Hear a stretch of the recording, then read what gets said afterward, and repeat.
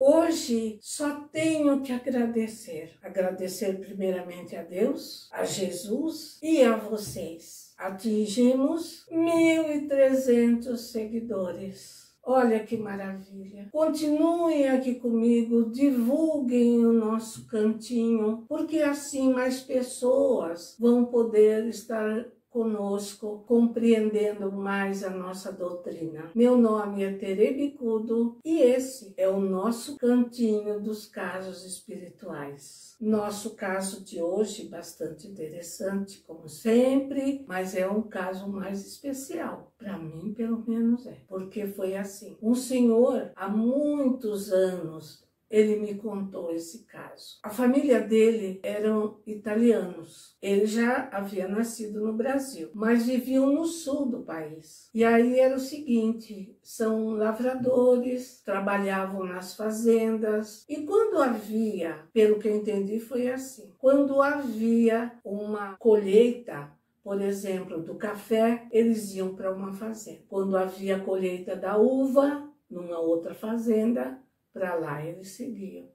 E assim por diante, de fazenda em fazenda, eles iam trabalhando. À noite, eles se reuniam em volta de uma fogueira, onde tomavam chimarrão, uns levavam sanfona e ficavam tocando as músicas com saudades da terra deles. E era muito bonito. E entre uma música e outra, um golinho de chimarrão e outro, eles contavam casos e de preferência aqueles casos de assombração. O menino ficava muito assustado, mas ao mesmo tempo curioso, era fascinado por essas histórias. Um dia, o patrão o chamou e pediu que ele levasse uma encomenda numa outra fazenda, a fazenda Boa Sorte. Já era de tardezinha, ele teria que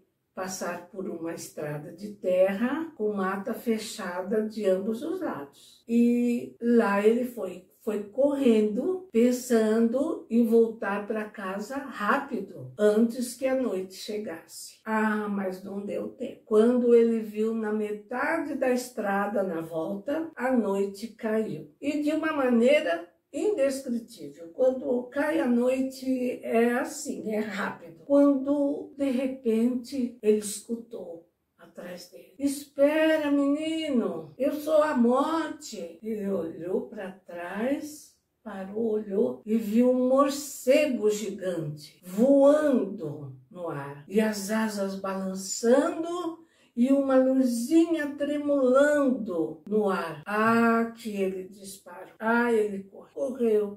Quanto mais ele corria, ouvia aquela voz: espere, menino, não tenha medo, venha comigo. Aí que ele corria. Ah, e assim foi. Chegou na casa dele, pondo o coração pela boca, como se diz. Desesperado, sentou numa cadeira e ali ele ficou, sem poder quase respirar. Os pais perguntavam: o que houve? Ele fazia sinal para dar um tempo até ele começar a se recompor. Aí o pai pediu para a esposa buscar uma caneca com água para ele. E assim ela fez. Foi numa quartinha de barro, colocou numa canequinha e levou água para ele. Ele tomou um golinho e aí ele pôde respirar. O que foi que houve, Piá? Fale para nós. Ah, meu pai, a morte queria me levar. O morcego gigante era a morte, queria me levar. Do que você está falando? Você enlouqueceu? Eu estou falando a verdade. O morcego gigante, quando ele estava falando ainda isso, ouviram bater palmas lá na frente. O pai foi atender e o menino ficou com a mãe tentando explicar o que ele tinha visto. Aí o pai falou: boa noite, meu filho. O menino chegou bem? Olha, ele estava aqui tentando entender o que ele está dizendo. Ele não está falando coisa com coisa. Ele disse que a morte queria levá-lo. Não sabemos ainda o que está acontecendo. Então, é isso que eu queria explicar. Eu vinha vindo na minha velha bicicleta, eu vi quando ele saiu da fazenda, eu estava lá na fazenda. Eu fui rezar o terço na capela da fazenda e vi quando ele saiu. Eu peguei a minha velha bicicleta e vim atrás dele, pensando em trazê-lo no bagageiro da minha velha bicicleta para ele não precisar vir a pé. E por mais que eu chamasse, mais ele corria. Então, o senhor, que é um morcegão, ele disse que um morcego gigante estava atrás dele. O padre disse que falava para o menino: eu venho da fazenda Boa Sorte, me espere, menino, me espere, eu venho da fazenda Boa Sorte. E o menino entendia que ele era a morte. Ah, mas olha, foi só risada. Bom, a notícia correu. E o padre usou para o sermão daquele domingo, falando sobre a nossa fé, que nós não podemos ter medo de tudo antes de saber a verdade. O medo é a falta de fé. E por aí ele discorreu sobre a fé.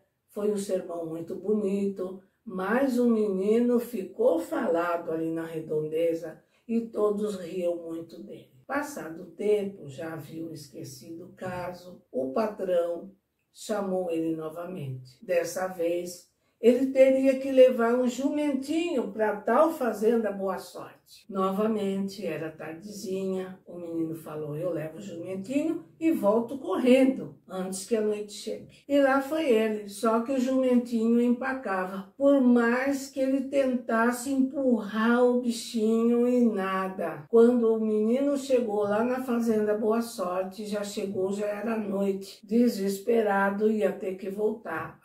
Ouviu um sermão do dono da fazenda, por ter demorado tanto. Aí, ele voltando, quando ele ouviu barulho de tropel de cavalos e barulho de carroça. Aí ele parou e falou: ai, que bom, agora eu não tenho mais medo. Eu sou homem, sou forte, tenho fé, não tenho medo. É uma carroça, eu vou esperar. E vou de carroça para casa. E esperou. E nada da carroça chegar. Só ouvia o barulho da carroça e o tropel dos cavalos. Aí viu que estava demorando. Falou: deve ser impressão, não é possível. Voltou a correr. Começou a correr quando ouviu mais próximo dele o barulho da carroça e o tropel dos cavalos. Parou novamente e ficou esperando. E nada de chegar a tal carroça e os cavalos. Aí ele viu que tinha alguma coisa errada. Aí ele ficou com medo outra vez e disparou. Chegou em casa apavorado, pôs o coração pela boca novamente. Quando no outro dia o pai dele falou: não, eu vou falar com o patrão, vou pedir para o patrão não fazer mais esses pedidos para o meu filho. E foi assim, foi conversar com o patrão, pedindo que mandasse outro para fazer esse serviço na fazenda Boa Sorte. E o patrão falou: mas por quê? Porque meu filho, ele é uma criança e ele fica com muito medo. Ele disse que ouviu o barulho de uma carroça que nunca chegava e tropel dos cavalos, barulho de patas dos cavalos na terra. E ele ficou esperando e nada acontecia. Essa carroça que nunca chegava e esses cavalos nunca chegavam. E ele foi ficando apavorado. Então eu venho pedir para o senhor que não me leve a mal, mas que não mande mais meu filho. Eu posso ir no lugar dele, ou o senhor manda algum outro jovem um pouco mais velho que ele, porque ele ficou muito assustado. Quer dizer, então, que ele ouviu também? Como ele ouviu também? Eu vou contar. Há muitos anos havia nessa fazenda, o antigo dono dessa fazenda, Fazenda Boa Sorte, o antigo dono era muito rico, dono de muitos escravos. E era muito maltratava muitos escravos. Um dia, um jovem tentou fugir. Durante uma semana, ele colocou uma carroça e uma parelha de cavalos escondido ali na mata fechada. E aí, durante a semana, ele ia levando água, mantimentos, para que um dia ele conseguisse